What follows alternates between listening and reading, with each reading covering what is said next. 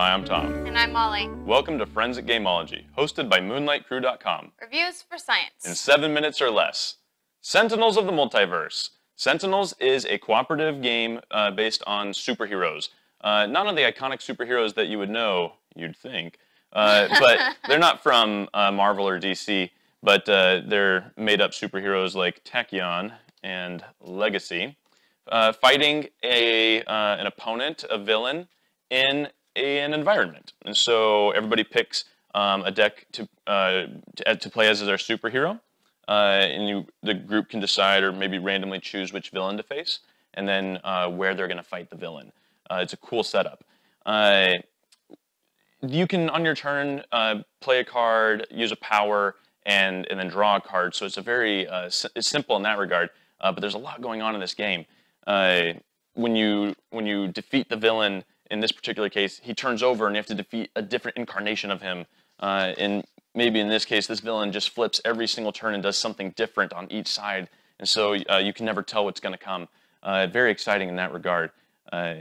It's really cool that we've got this co-op game where you're fighting this common cause, and it has the theme so well entrenched.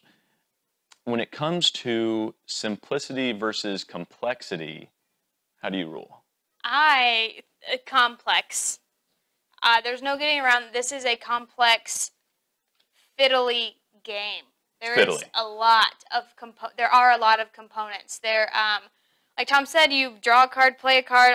It seems simple, and it is, but there's a lot going on. This is the player aid that comes with it, and you do every single one of these every single turn, or every single round, right? So the villain, all the heroes, then the environment, and the timing can get a little fiddly. There's a lot of different... There's bookkeeping. Yeah. You're constantly bookkeeping. It's like playing a spreadsheet sometimes. Right. Of calculating, making sure this happens at this time, this is how much is subtracted, this is how much is added. How many modifiers on the damage type. But I mean, look at this. I guess these are the same, but other than that, there are 9 different slots for modifiers, and they're two-sided. All damage toxic. You cannot play cards. There's so many things that can happen and do happen, and we use them. You said all damage is toxic. This one says all damage is fire. So now there's different types of damage, like 9, 10 different types. Yeah. And they can each be modified, or the cards can be immune to different types, and you have to constantly be reading the cards over and over again just to make sure you got it right. So complex. I have restarted this game before because I'm like, oh, I made a mistake that is going to definitely affect how it went, and you can't rewind it because it's so complex. So playing by yourself is fun. But it's the hardest way to play. Yeah. Because you were the only one keeping a track of all of that. So that's a note. I think we both went in on simplicity versus complexity there. Yeah. When it comes to luck versus strategy, I would say this game is strategic. You're not deck building, so don't make that mistake of thinking this is a deck building game. You've been given a pre-constructed deck, and in any randomized situation, you're going to have a matter of luck as to what you draw. But the decisions you make in this game are important. It's not just play the best card. What is the best card? Yeah. It's not always obvious what to do. How long to leave maybe a target in the environment alive? Is it working for you right now? Will it turn against you? It's something that all boils down to your strategy. I would agree. I think that each character has an innate ability, and people tend to think, oh, well, you just do things that help that ability. But they have multiple cards that are like different. I mean, so you just have to choose. Are you going to stick with just the strategy, or are you going to try to expand that character's ability? So in the cards that you draw, which one is the best card for the timing?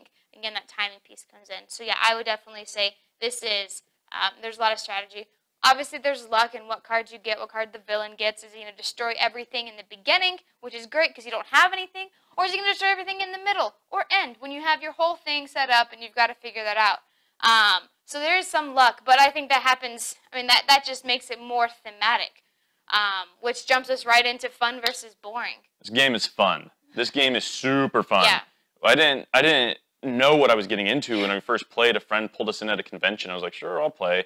I played and I was like, I've got to get this game. So good. Yeah. The theme, it's dripping with theme. Yeah. Mechanics aside, it's a fun game. We're talking theme. This is Insula Primalis. This is where you can go fight. It's basically Jurassic Park. Yes. It has a raptor, pterodactyl. Tachyon, who I mentioned earlier, is a hero who says she's the quickest woman on Earth. Does that make you think of the fastest man alive?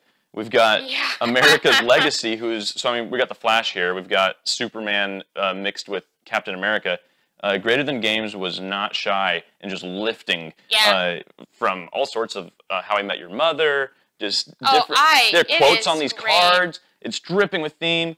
I mean, I guess I should say that these big cards are sold separately, but it's cool that they flip and you have different things that they do. Each deck is like, this deck is all about drawing cards. This deck is all about helping your neighbors. Everybody does something different. It's incredibly fun. I think it is super thematic. I can just picture it. We are a band of superheroes fighting, and we're trying to kill this villain. All of a sudden, the T-Rex comes out of nowhere. So now we've got to battle this T-Rex, and we've got to try to figure out how we're going to kill this robot that's destroying everything. And sometimes the T-Rex gets the robot. So I think it's super thematic in the way that it plays the cards, and that makes it super fun for me. Like I said in I think another video, we're suckers for thematic games. And so this one is super thematic, and I love superheroes. We're wearing superhero shirts. I love them. We're total nerds for this stuff. So, and it's just this fun game. So I would say super fun. I would give it a 10 out of 10 on BGG. Absolutely. Always want to play. Never turn it down. We'll always suggest it. Definitely suggest it a lot. Yeah. So again, once we get to 500, and then every 500 from there, we'll give away a painting. 500 subscribers. For subscribers. And possibly a game in the future. So subscribe, because when it gets to 500, it could be you that wins it. We've presented the evidence. You be the judge.